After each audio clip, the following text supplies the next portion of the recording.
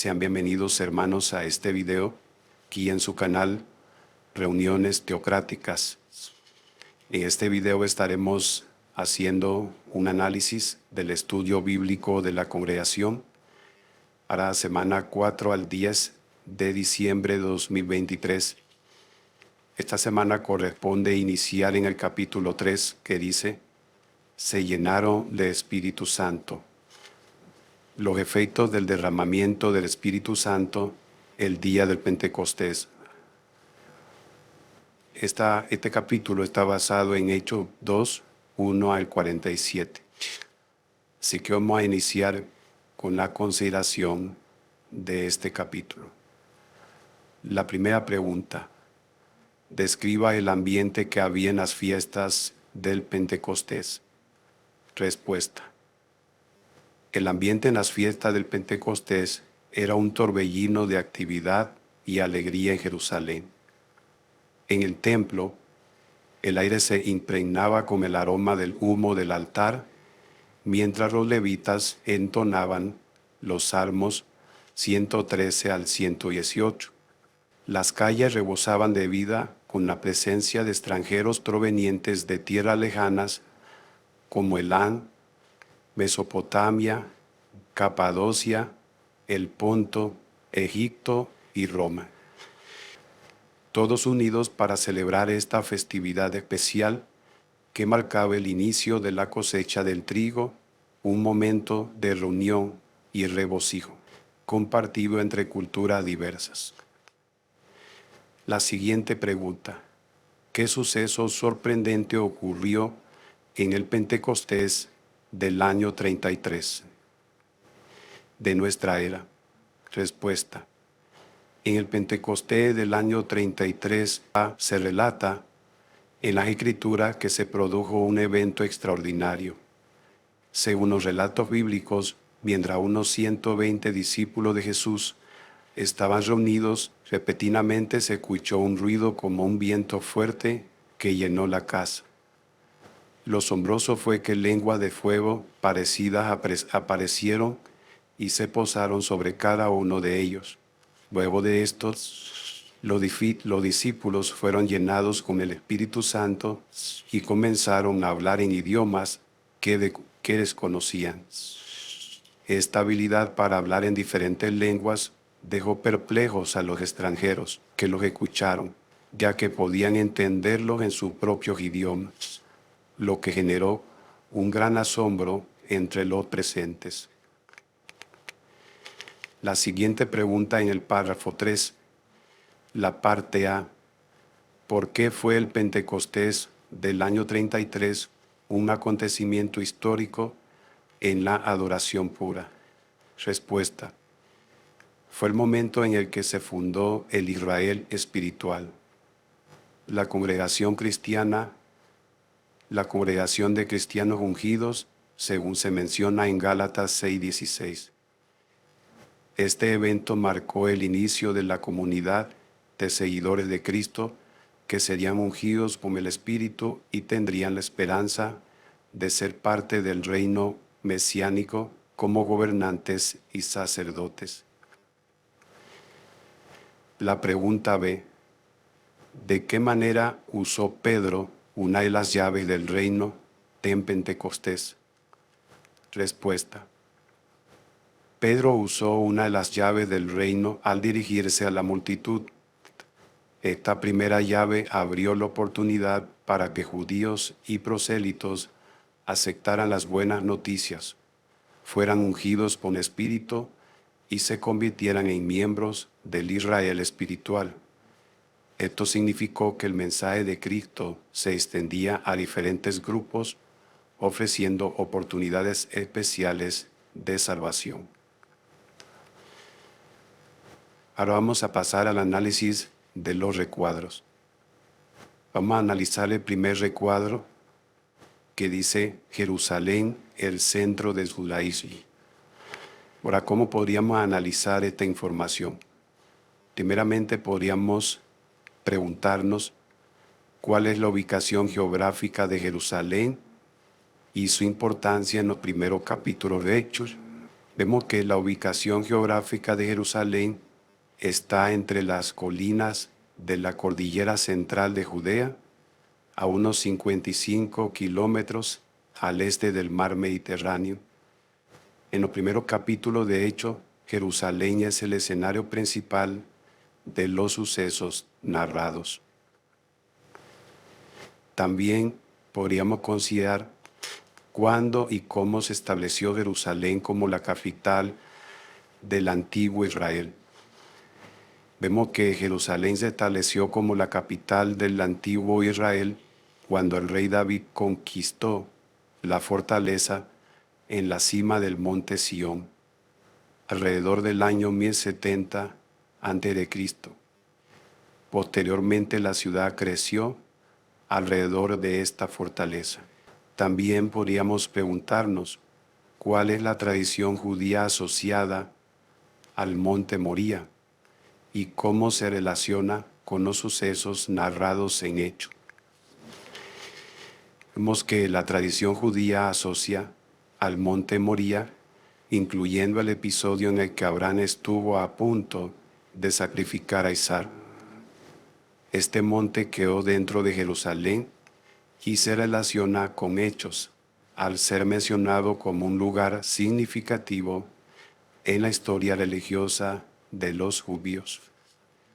Ahora, ¿cuál era la importancia del templo de Jehová en la vida diaria y religiosa de los judíos? Vemos que el templo de Jehová en Jerusalén era el centro de las actividades diarias y religiosas de los judíos, siendo el lugar donde ofrecían sacrificios, adoraban a Jehová y celebraban sus festividades. ¿Por qué los judíos de todo el mundo viajaban periódicamente a Jerusalén? ¿Qué actividades realizaban en el templo? Vemos que los judíos viajaban a Jerusalén para cumplir el mandato de presentarse ante Jehová en el templo. Realizaban actividades como ofrecer sacrificios, adorar y celebrar festividades. ¿Y qué mandato religioso se menciona en Deuteronomio 6:16 y cómo se cumplía en Jerusalén? El mandato religioso mencionado en Deuteronomio 16:16 establece que 3 veces al año todos los varones deben presentarse delante de Jehová, tu Dios, en el lugar que Él escoja. Vemos que este mandato se cumplía mediante las peregrinaciones periódicas de los judíos a Jerusalén. ¿Y cuál era el papel del Gran Sanedrín en la estructura judicial y administrativa de la nación? El Gran Sanedrín era el Tribunal Supremo y el Consejo Administrativo de la nación judía. Desempeñaba un papel crucial en la toma de decisiones judiciales y administrativas en asuntos importantes. ¿Y cómo se puede vincular la ubicación geográfica de Jerusalén en la historia bíblica y los eventos narrados en Hechos? La ubicación geográfica de Jerusalén es fundamental en la historia bíblica, especialmente en los eventos narrados en Hechos, ya que la ciudad sirve como escenario principal para muchos de estos sucesos. ¿Y qué evidencia histórica respalda los sucesos relatados en relación con Jerusalén en Hechos? La evidencia histórica que respalda los sucesos relatados en Hechos incluyen registros bíblicos y otras fuentes históricas contemporáneas que proporcionan detalles sobre la vida de Jerusalén en esa época. ¿Y cómo influenció la presencia de Jerusalén y sus instituciones religiosas y judiciales en las leyes y creencias de los judíos? La presencia de Jerusalén junto con sus instituciones religiosas y judiciales ejerció una fuerte influencia en las leyes y creencias de los judíos al ser el centro espiritual y judicial de su nación, dando forma a su identidad y prácticas religiosas. Ahora vamos a analizar el siguiente recuadro. Roma, la capital del imperio. Ahora, para analizar esto también vamos a hacerlo exponiendo algunas preguntas sobre este escrito. Podemos preguntarnos cuál era la importancia política de Roma en el momento en que se desarrollaron los relatos de Hechos. La respuesta es que Roma era la ciudad más grande y el centro político más importante en el momento de los relatos de Hechos. Era la capital de un vasto imperio que se extendía desde la actual Gran Bretaña hasta el norte de África y desde el Océano Atlántico hasta el Golfo Pérsico. ¿Y cuál era la extensión geográfica del Imperio Romano en ese periodo? En ese periodo el Imperio Romano se extendía desde la actual Gran Bretaña hasta el norte de África y desde el Océano Atlántico hasta el Golfo Pérsico. ¿Y qué tipo de personas vivían en Roma en términos de cultura, raza, idioma y religión? En Roma vivían personas de diversa cultura, raza, idioma y religión, ya que la ciudad era un crisol de la diversidad del Imperio Romano. ¿Cómo influía el excelente sistema de carreteras de Roma en la llegada de viajeros y productos al imperio?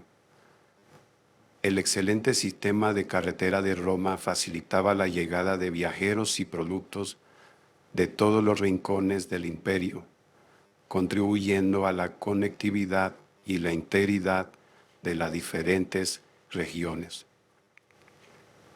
Siguiente pregunta que podemos hacernos: ¿cuál era la importancia del puerto de Ostia en el abastecimiento de alimentos y artículos de lujo a la ciudad de Roma?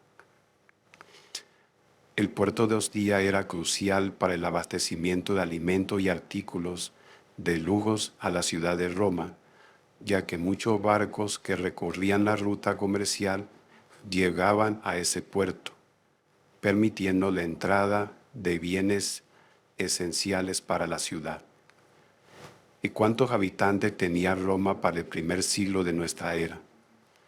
Para el primer siglo de nuestra era, Roma ya contaba con más de 1 millón de habitantes. ¿Y quiénes formaban la mitad de la población de Roma en ese periodo? ¿Y qué factores contribuían a su situación? La mitad de la población de Roma en ese periodo estaba compuesta por esclavos que incluían delincuentes, niños vendidos o abandonados y prisioneros de guerra. Factores como conquistas militares, como la de Jerusalén por Pompeyo, contribuyeron al aumento de la población. Siguiente pregunta que podríamos hacernos: ¿cómo afectaba la pobreza de la mayoría de la población libre de Roma y qué ayuda económica recibían del gobierno?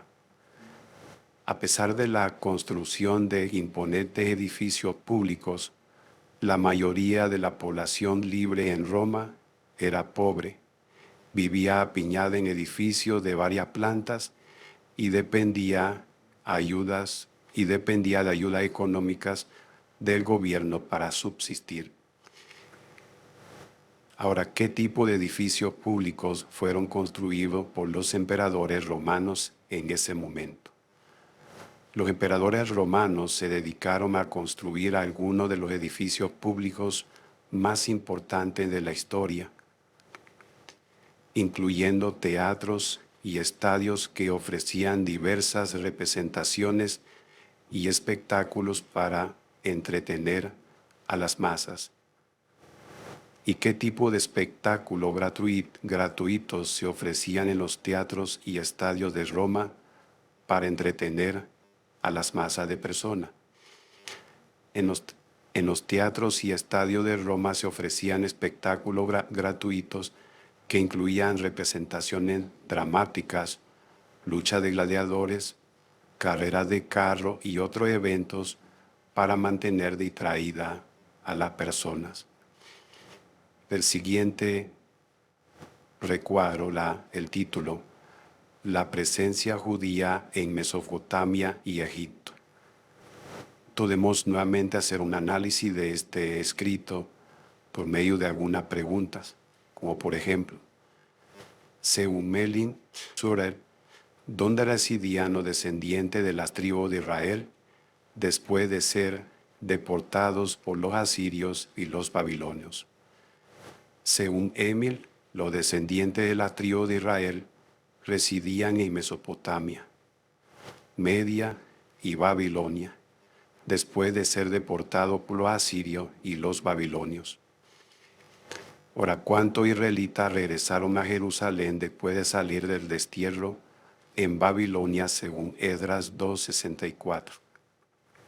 Según Esdras 2:64, solo 42.360 israelitas regresaron a Jerusalén después de salir del destierro en Babilonia.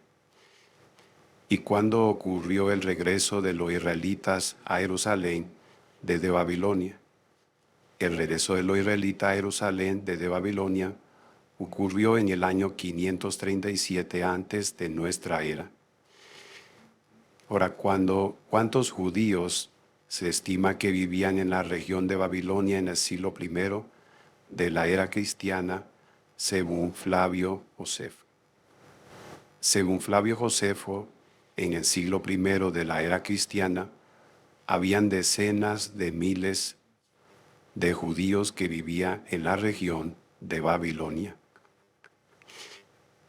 ¿Cuándo y a qué lugares de Egipto le dirigió Jeremías un mensaje a los judíos que vivían allí? Jeremías le dirigió un mensaje a los judíos que vivían en diversas localidades de Egipto, incluyendo Nof, Memphis, en el siglo VI antes de nuestra era. ¿En qué siglo es probable que haya llegado una gran cantidad de judíos a Egipto, según el historiador Josefo? Según Josefo, es probable que una gran cantidad de judíos haya llegado a Egipto después del año 323 y el año 30 antes de nuestra era. ¿Cuántos judíos se estima que vivían en Alejandría en el siglo I de nuestra era, según Filón?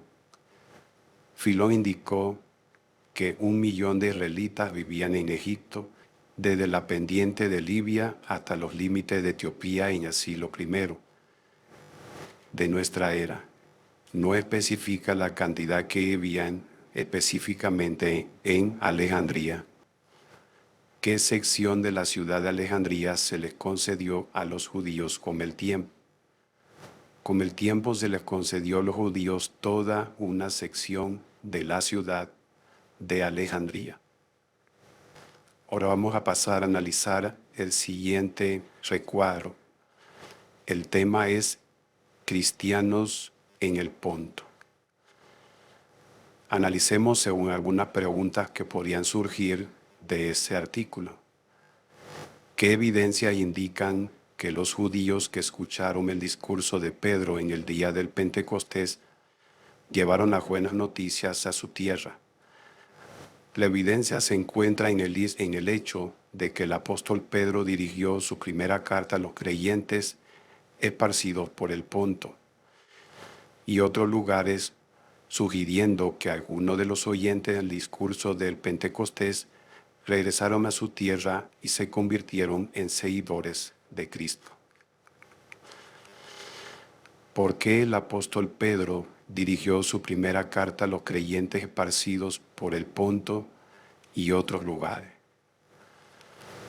Pedro dirigió su primera carta a los creyentes esparcidos por el Ponto y otros lugares, indicando que la comunidad cristiana se había extendido a esa región y posiblemente a otras áreas.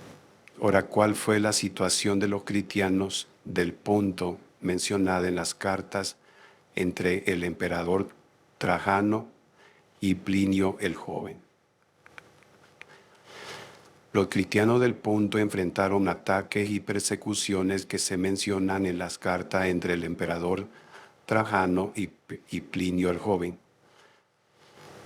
¿Qué amenazas representaba el contagio del cristianismo para todos, según Plinio el Joven? Según Plinio, el contagio del cristianismo representaba una amenaza para todos, independiente de su sexo, edad o nivel social. ¿Qué opinión permitía Plinio a los acusados de ser cristianos en el Ponto? Plinio permitía a los acusados de ser cristianos elegir entre negar a Cristo y ser ejecutados. ¿Cuál era la condición para que Plinio dejara libre a sus acusados de ser cristianos en el Ponto? Plinio dejaba libre a un acusado de ser cristiano si maldecía a Cristo, adoraba a los dioses o a las estatuas del Trajano, ya que según él, los verdaderos cristianos no realizarían tales acciones. ¿Cuál era el criterio para distinguir a los verdaderos cristianos durante los ataques en el Ponto mencionados por Plinio? El criterio para distinguir a los verdaderos cristianos era su negativa a maldecir a Cristo, a adorar a los dioses, estatua del Trajano, según los mencionados por Plinio el Joven. ¿Qué significado tiene la palabra esparcidos en relación a las comunidades judías? La palabra esparcido se refiere a la diáspora, indicando la dispersión de las comunidades judías fuera de su lugar de origen. ¿Qué indica el uso de la palabra esparcido con respecto a la primera persona que se hicieron cristiana? El uso de la palabra esparcidos sugiere que muchas de las primeras personas que se hicieron cristianas podrían haber tenido un origen judío, ya que la diáspora se asocia comúnmente con las comunidades judías. ¿Cuál era el origen étnico de muchas de las primeras personas que se convirtieron al cristianismo? El origen étnico de muchas de las primeras personas que se convirtieron al cristianismo era probablemente judíos, como sugiere el uso de la palabra esparcidos en relación a las comunidades cristianas. Ahora analicemos el siguiente recuadro que dice: ¿quiénes eran los prosélitos? Así que analicemos esta información basándonos en algunas preguntas como la siguiente. ¿Qué hizo que el discurso de Pedro en Pentecostés fuera tan impactante? El discurso de Pedro en Pentecostés fue impactante porque fue pronunciado en un momento clave en el día de Pentecostés y fue escuchado por judíos y prosélitos, lo que contribuyó a la expansión del mensaje cristiano entre diferentes grupos. ¿Y cuál era la tarea necesaria que se le encargaba a los hombres fieles en la distribución de comida? A los hombres fieles se le encargó la tarea necesaria de contribuir comida todos los días, como se menciona en Hechos 6, 3 al 5. ¿Qué significa ser un prosélito en la antigüedad? En la antigüedad, ser un prosélito significaba ser una persona no judía que se había convertido al judaísmo. ¿Cuáles eran los requisitos para ser considerado judío como prosélito? Para ser considerado judío como prosélito, se esperaba que las personas aceptaran al Dios de Israel, siguieran la ley mosaica, abandonaran a los dioses falsos y en el caso de los varones, se circuncidaran. ¿Qué sucedió después de que los judíos fueron liberados de Babilonia en el 537 a.C.? Después de ser liberados de Babilonia en el 537, muchos judíos se asentaron fuera de su país, pero continuaron practicando su religión. donde se sentaron muchos judíos después de ser liberados de Babilonia. Después de ser liberados de Babilonia, muchos judíos se asentaron fuera de su país, dispersándose por diversas regiones. Siguiente pregunta que podríamos hacernos: ¿por qué las creencias judías se conocieron en todo el Oriente Próximo e incluso en lugares más lejanos? Las creencias judías se conocieron en todo el Oriente Próximo e incluso en lugares más lejanos debido a la dispersión de los judíos y a su práctica continua de la religión fuera de su tierra natal. ¿Qué escritores de la antigüedad confirmaron el interés de muchas personas por la religión judía? Algunos escritores de la antigüedad, como Horacio y Séneca, confirmaron el interés de muchas personas por la religión judía y su atracción hacia las comunidades judías. ¿Qué llevó a estas personas de distintos países a unirse a la comunidad judía? Personas de distintos países se unieron a la comunidad judía atraída por la religión judía y la creencia de esta comunidad. ¿Cuál era la importancia de los prosélitos en las comunidades judías? Los prosélitos desempeñaban un papel crucial en las comunidades judías, ya que eran individuos convertidos al judaísmo, contribuyendo a la expansión de la fe judía y posteriormente al surgimiento del cristianismo, al escoger el mensaje de Pedro en Pentecostés y participar en las comunidades cristianas.